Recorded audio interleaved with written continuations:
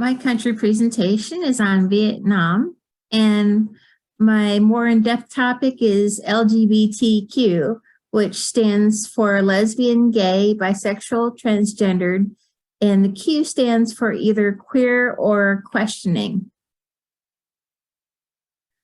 There are perceptions on LGBTQ issues in Vietnam. These statistics were collected in 2010. On the left, you see personality, morality of the homosexuals in the press. And on the left, they have the statistics from when, this was collected from various sources. The press mentioned LGBTQ directly. So it's almost 50-50 with like 8.74 good, normal viewpoints, and then 10.26 not good or negative viewpoints. But when the different articles indirectly mentioned LGBTQ, then it was heavily negative, 18.5 versus less good, normal viewpoints.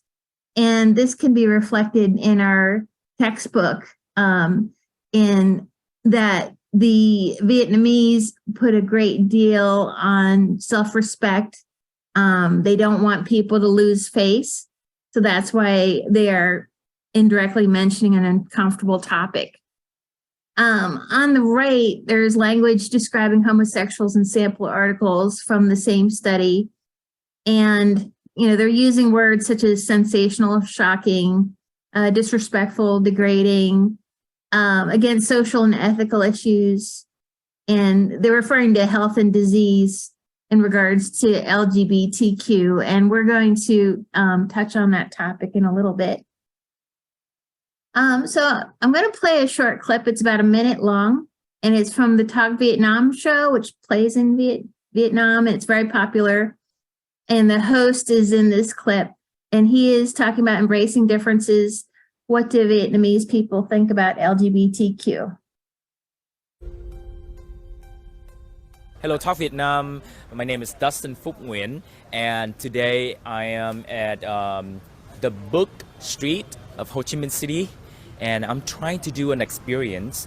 I'm gonna ask random people about what they think about, LGBT, homosexual, and how do they look. So let's start with any person, okay? Let's come with me. Bạn nghĩ gì về những người đồng tính? Khi mà mình sinh ra thì đâu phải nhất thiết là mình phải sống theo những cái giới tính mà xã hội đã đặt ra đâu. Là một cái giới tính thứ ba mà mình cần tôn trọng, mình không nên kỳ thị. Do they have any differences at the outlook, the gesture, behavior?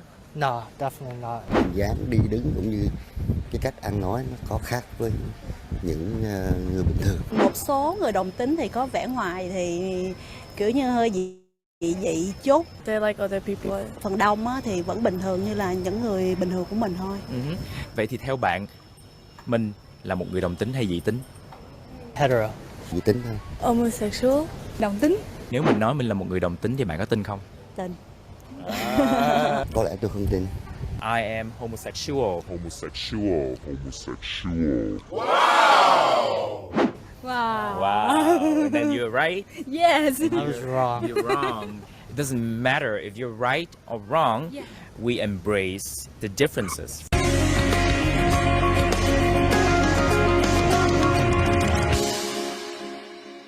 Okay, that covers that little.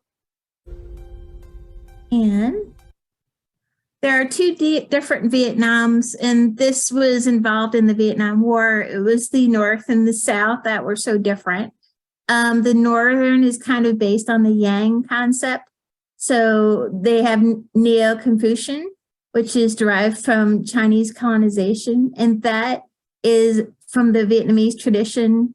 They're concerned about the common welfare, uniformity, male dominance, and order and discipline. The Southern Yin concept is based on Taoism, which is the thinking of that is about harmony, and Buddhism, which came from India, is the practical philosophy of life rather than a religion in the traditional sense. And Catholicism, it's based on individualism, freedom, women's rights. They are commercially minded. They they're open to cultural diversity, and they're liberal. Now, Vietnamese are basically traditional. Their families are the basis of their society. They have ancestor worship. Heterosexual marriage and childbearing are extremely important. And in 1986, the Vietnamese implemented the renovation, the Doi Mai policy. And the Doi Mai reforms were officially initiated in Vietnam following many years of struggles resulting from the reunification of North Vietnam and South Vietnam in 1975. So this is when they opened themselves up to the outside world and into the international trade area. Until Doi Mai, the state was not interested in regulating homosexuality or transgender issues, and the state saw these matters as personal and private.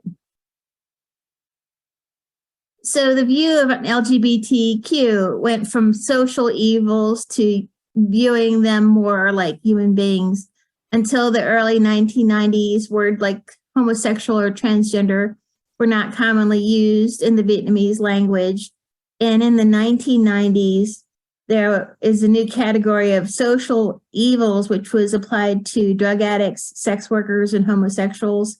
And part of this arose from the AIDS pandemic, and that they believed that homosexuals were dangerous to Vietnamese traditional cultures because of the stigma of AIDS overall.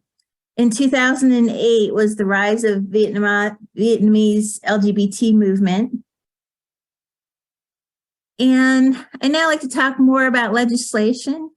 There was the Marriage and Family Law Act of 2000, which became the first law that targeted homosexuality. It banned same-sex marriage. And in 2004, the head of Social Issues Committee declared homosexuality is a disease and an evil thought. So in 2012, things started turning around for human rights in terms of LGBTQ issues. The Minister of Justice and other officials showed support for same-sex marriage, declaring that homosexuals were human beings too, and they should also enjoy the same rights to marry as any other human being. So on the right here is Nguyen Hung Yang, excuse my pronunciation. She is Miss International Queen 2018, and she is a Vietnamese transgender model and singer. And so she won the Miss International Queen for 2018. So LGBTQ issues are human rights issues, just one piece of the larger puzzle, including like women's issues and racial issues.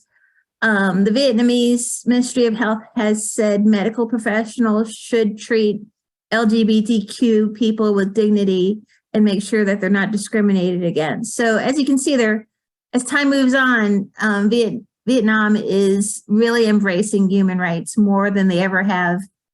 Also, Vietnam's health ministry officially confirmed on August 3rd, 2022, which is really recent, that homosexuality and being transgendered are not mental health conditions.